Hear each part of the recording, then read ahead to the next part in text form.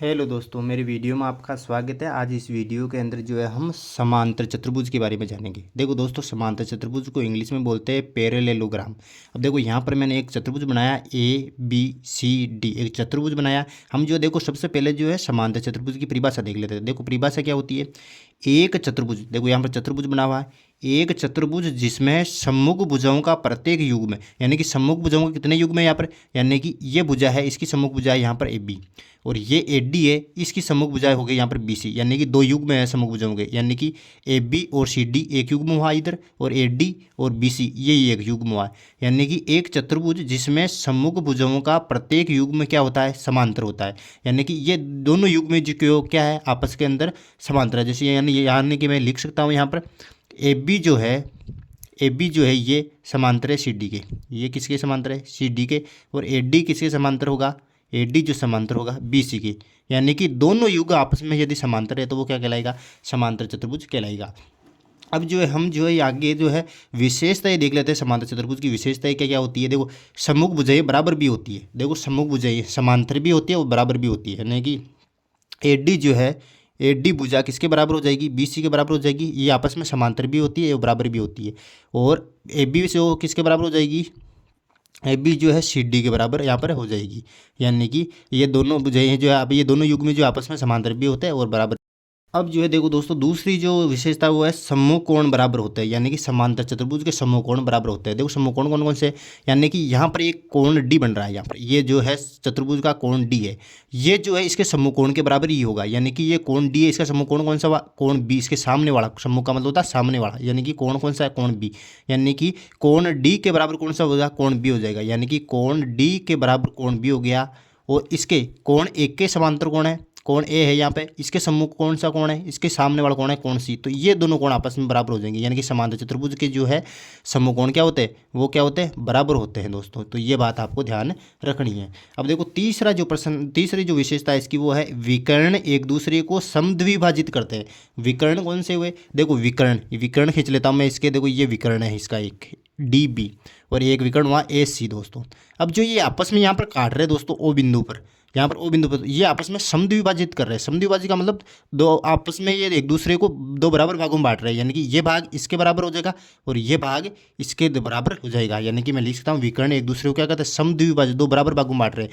यानी कि इधर जो है OD तो किसके बराबर हो जाएगा, OD, यानी कि OD बराबर हो जाएगा OB के, यहाँ पर OB के बराबर हो जाएगा, और OA के बराबर हो जाएगा OC, यानी कि OA बराबर क्या हो जाएगा, OC यहाँ पर हो जाएगा। अब जो आगे क्या कह रहा है कि शीर्षाभिमुखी कोण बराबर होते हैं। शीर्षाभिमुखी कोण का मतलब होता है दोस्तों, यानी कि ये जो देखो यहाँ पर दो कोण बन रहे हैं, शीर्ष आपस में टच कर रहे हैं इन कोणों के। देखो ये कोण बन रहा है इधर, यानी कि ये कोण बन रहा है यहाँ पे, इसका जो शीर्ष यहाँ पर है, और ये इधर कोण बन रहा है तो इसका शीर्ष भी यहाँ पर ही है। यानी कि दोनों के शीर्ष जो है टच कर रहे हैं, इस कोण के और इस कोण के। तो ये दोनों शीर्षाभिमुख कोण क्या होंगे, बराबर होंगे। यानी कि मैं लिख सकता हूँ DOA, कोण DOA बराबर हो जाएगा कोण COB के, कोण COB के। और इसी प्रकार जो ये कोण जो है इस कोण के बराबर यहाँ पर हो जाएगा। तो ये हो गए शीर्षाभिमुख कोण। यानी कि समांतर चतुर्भुज के क्या होते हैं, शीर्षाभिमुख कोण भी क्या होते हैं, बराबर होते हैं। अब देखो दोस्तों, यहाँ पर आ रहा है एकांतर कोण बराबर होते हैं। एकांतर कोण क्या होता है, देखो यहाँ दोस्तों, यहाँ पर देखो ये AB है, ये AB भुजा दिख रही है यहाँ पे, और ये कौन सी है, DC भुजा है, ये DC भुजा है इधर। तो ये दोनों भुजाएं क्या आपस में समांतर है दोस्तों। और किसी भी समांतर रेखा को कोई तिर्यक रेखा, देखो इस प्रकार से, देखो ये जो विकर्ण है AC जो है एक तिर्यक रेखा की तरह कार्य कर रहा है, और ये एक दोनों समांतर रेखाओं को इस तरह काट रहा है। तिर्यक रेखा यानी कि दो समांतर रेखाओं को तिर्यक रेखा इस प्रकार से काटे तो उसके एकांतर कोण, यानी कि ये वाले कोण, ये जो कोण है वो किसके बराबर हो जाएगा, इसके बराबर हो जाएगा। यानी कि देखो जेड की आकृति बन रही है यहाँ पर, तो ये एकांतर कोण बराबर हो जाएगा। यानी कि कोई भी दो समांतर रेखाओं को तिर्यक रेखा इस प्रकार से काटे तो ये जो एकांतर कोण यहाँ पर बराबर हो गए। तो मैं इसको कोण 1 नाम दे रहा हूँ, कोण 2 नाम दे रहा हूँ। तो कोण 1 किसके बराबर हो जाएगा, कोण 2 के, कोण 1 बराबर हो जाएगा कोण 2 के। ये कौन से कोण हुए, एकांतर कोण। यानी कि कोई भी समांतर रेखा को कोई तिर्यक रेखा इस प्रकार से काटे, तिर्यक रेखा काटे तो ये एकांतर कोण क्या हो जाएंगे, बराबर हो जाएंगे। अब कह रहा कि आसन कोणों का योग 180 डिग्री होता है। किसी भी समांतर चतुर्भुज में आसन जो कोण होते हैं, आसन कोण से कौन से, इसके अंदर देखो देखो दोस्तों, कोण A का आसन कौन सा कोण है, कोण D है दोस्तों। कोण A और कोण D को हम जोड़ेंगे, यानी कि कोण A प्लस कोण D, इन दोनों को जोड़ेंगे दोस्तों, तो इसका योग जो है 180 डिग्री आएगा।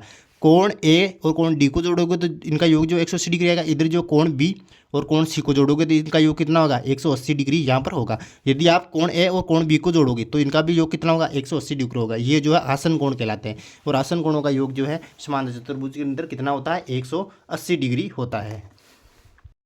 अब जो है हम समांतर चतुर्भुज का क्षेत्रफल कैसे निकालें। देखो क्षेत्रफल का सूत्र देख लेते हैं समांतर चतुर्भुज का। समांतर चतुर्भुज का क्षेत्रफल का सूत्र, समांतर चतुर्भुज का क्षेत्रफल।